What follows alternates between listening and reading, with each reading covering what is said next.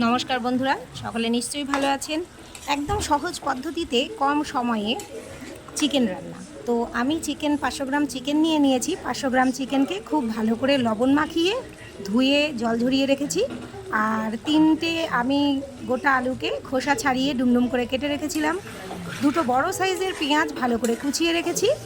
এইবার আমি কড়াইয়ে একটু সর্ষের তেল দিয়েছি। সর্ষের তেলের মধ্যে দিয়ে দিয়েছি গোটা জিরে, গোটা গরম মশলা।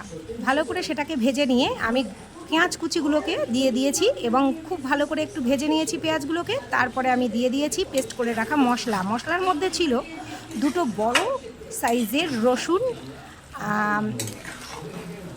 আদা কুচি পরিমাণ মতো, কাঁচা লঙ্কা 4টে, চাইলে আপনারা আরও বেশি ঝাল দিতে পারেন, আমি 4টেই দিয়েছি। আর একটু গোটা জিরে, 2 চামচ গোটা জিরে, এটাও আমি ভালো করে পেস্ট করে নিয়েছিলাম। পেস্টের সঙ্গে আমি মিশিয়ে দিয়েছিলাম 1 চামচ কাশ্মীরি লঙ্কার গুঁড়ো, 1 চামচ হলুদ গুঁড়ো, 1 চামচ ধনে গুঁড়ো আর 1/2 চামচ গরম মশলার গুঁড়ো।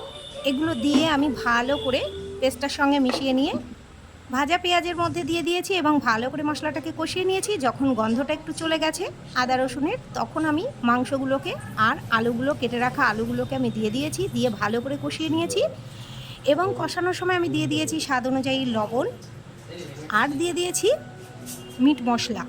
তো এইটা দিয়ে আমি খুব ভালো করে সিম আঁচে একদম কষিয়ে নেব।